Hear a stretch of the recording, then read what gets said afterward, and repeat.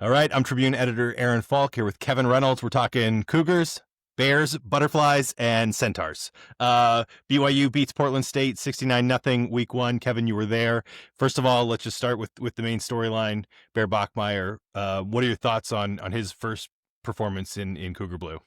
Well, I think we have to start with the quote that describes him, Bruce Barnum, Portland State's coach. Not a very good team and obviously having some issues over there, but delivered probably the best part of the night and saying that he looks like a centaur, and in some more colorful language that we put into the Trib story today. But I think that does underscore the point of we weren't going to learn a lot about how much he's going to be an effective quarterback in the Big 12 or how much he can elevate the ceiling of this team, because Portland State is one of the worst teams I think I've ever seen in person. But we at least were able to see how does he look on a college field, and also can he just get a little bit comfortable in this offense. And so when it is actually a big home game and they do actually have to play well and play 4 quarters more so, will he not have to be overwhelmed by the moment, or this is the first time he's seeing it? And I think that's exactly what we saw, at least on Saturday night. He first series looked a little shaky. I think he even said he looked a little bit shaky, but he kind of settled in. And yeah, there was a lot of wide open guys and he didn't have to do very much. I mean, he didn't really throw a pass over 5 yards until about 20 minutes into the game, and he only played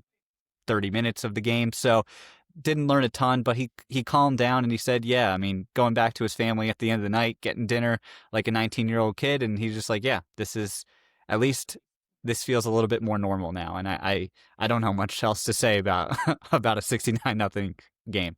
Yeah, he said he had some butterflies early on, but I will say I did see some, moments where he looked pretty composed. I mean, there was that Cody Hagan touchdown, the misdirection, and just his composure in that moment. He looked like he had been there before. After a while, I think he settled down a little bit, and like you said, short fields, not a ton going on, but 5 touchdowns in a debut against poor competition. But I mean, he did what he probably needed to do at that point.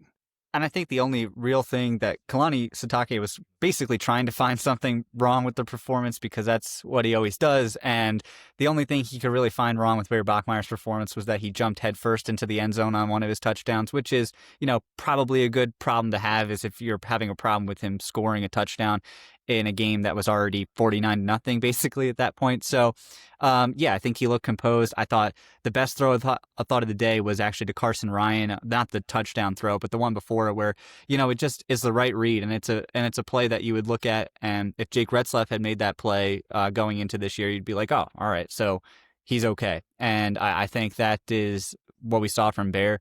And I don't know if we're going to find out more against Stanford, to be honest, and probably not a ton more against East Carolina. They're not great teams, and who even knows about Colorado at this point. But I think the more you can just kind of have him have this runway of just keep getting a little bit more experience, now obviously against Stanford will play a whole game, and then against East Carolina will be the first road game. So just kind of ticking off these boxes until you get to the Big 12. It's kind of a nice runway, to be honest.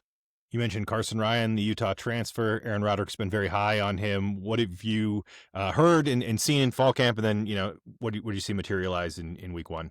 Well, I mean, we don't see a ton of fall camp, but from the parts we have seen in fall camp, I mean, how much he is involved, particularly in the passing game, which is something Aaron Roderick has wanted to do for the last few years.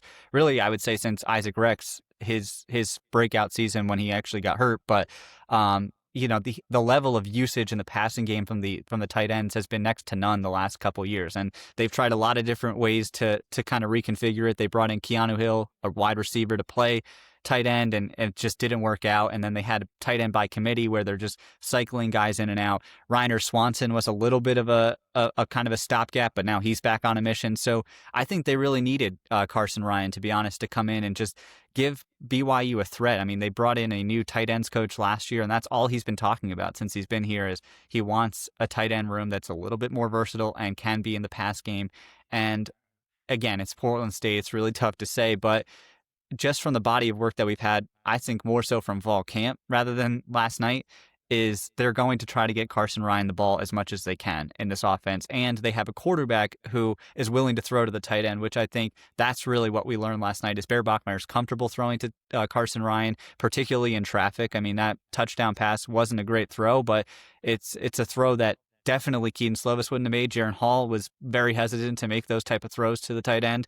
And Jake Retzlaff didn't really have a tight end threat, so we don't even know. I mean, he would have probably thrown that ball. Honestly, he threw some risky passes, but at the same time, I thought that was what I took away from it, is that they're willing to get the ball to him, and Bear Bachmeier is comfortable making that throw, at least for now. LJ Martin looks good again. It's all relative to the competition, but thoughts on him and what he's primed to do this year at this point? Anytime you have 131 yards on 8 carries, I think it says more about the defense than it does about the offensive player. But yeah, I mean, I think he looked healthy, which is an important part of this because he was not healthy pretty much the entire season. The only time we saw him truly healthy was probably in the Alamo Bowl, which he did put on a performance kind of like last night, where he counted for over 100 yards against Colorado, and he was a threat in the passing game and the running game. And, I thought the one thing that I will say, and it's really difficult to gauge against Portland State, but he does look a little bit faster than last year. They said he's dropped 10, 15 pounds from what he was a year ago, and he's a little bit stronger now. He's in year 3 of the program, and I think you do see a little bit of the speed. Now, is he going to be dragging an entire defense against Colorado down to the 5? Like, probably not, but at least he does have the ability to break away from a linebacker, and he breaks, maybe outrun a safety here and there, depending on if he can get an angle. And I think that's all you really need from him. And obviously, I don't think he's going to go for 131 on 8 carries every single game, but if you can rely on him to get, be a workhorse kind of back and give him the ball, give him touches 20, 25 times, I think there's enough there to say, at least right now, I feel you feel comfortable that he'll get at least 100 yards or be able to carry a significant part of this offense. Because the other part of this last night, and I was going back and forth on whether this was because it was Portland State or whether it was just because this is how much they trust Bear Bachmeier right now, but you didn't really see a ton where you're just like, they're going to put a ton on Bear Bachmeier's shoulders in this offense. Like, he's going to have to make some plays, but at the same time, like, I think they're more than happy if they can set this whole thing up from, jet sweeps from Cody Hagan and get Sione Moa and LJ Martin involved and be able to just say, hey, Bear, can you make 1 or 2, maybe 3 big plays a game? Like, that's all we need from you. And I think that is kind of the formula. And last night's a little bit different, but I think the basis there of like 48 run plays to 18 pass plays, or really 11 for Bear, like, I think that's indicative. I don't think it's going to be like that, but I don't think it's going to be a true, we're just going to throw it 35 times a game. Mentioned multiple times, just this is poor competition. I mean, Portland State, Yeah. I think they've been outscored 111-0 at this point. Do you like a week 1 cupcake like this, or do you think you get more out of maybe a more marquee opponent out of the gate? Yeah, I hate it. I mean, I think it's a complete disservice to fans. And, I think I've been thinking about this because as college football, and really all sports, but particularly college football, puts so much on fans. You have to pay an incredible amount for tickets. You have to pay an incredible amount to watch these games on like Peacock and ABC, ESPN. Like, you have to buy 85 packages to watch these games. And now they're like, NIL, please give us more money, and revenue share, please give us more money. And it's just like, you only get 6 of these home games. They send half of these games like to neutral sites, like if you're in a big market team, like a big game.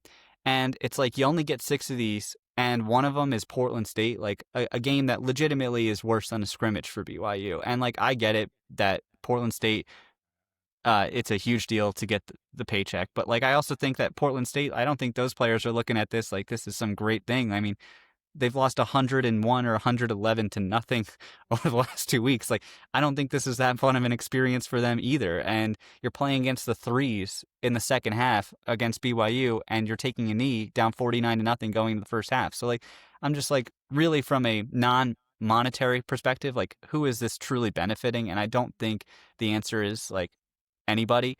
And I think there's ways around it. Like, make this a preseason game. I don't really care, but like, I just think it's wrong to give fans 6 games, and this is one of them. And I just think with that, the amount you ask of fans at this point, it's just too much.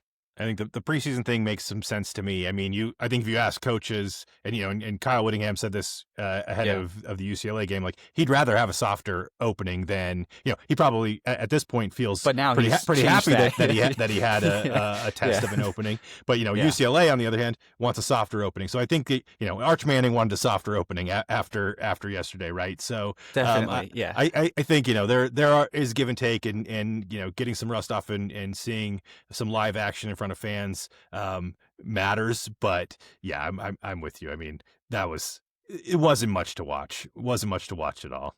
And it doesn't, and I mentioned it doesn't get a ton better, but this is an ideal setup for Bear Bachmeier and for a Cougars team looking to get bowl eligible after a difficult year at the start of the season.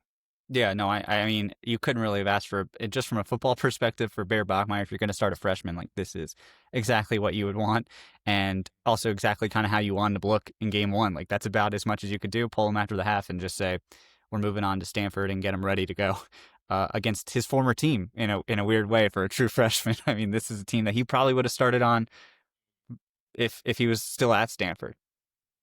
Well, he'll have the whole playbook. He's already memorized the Cougars playbook. I'm assuming he memorized the Cardinal playbook at this point. So we'll see how it goes. But yeah, Kevin, thanks so much. Cougars 1-0 to start the year. We'll be back next week. Thank you.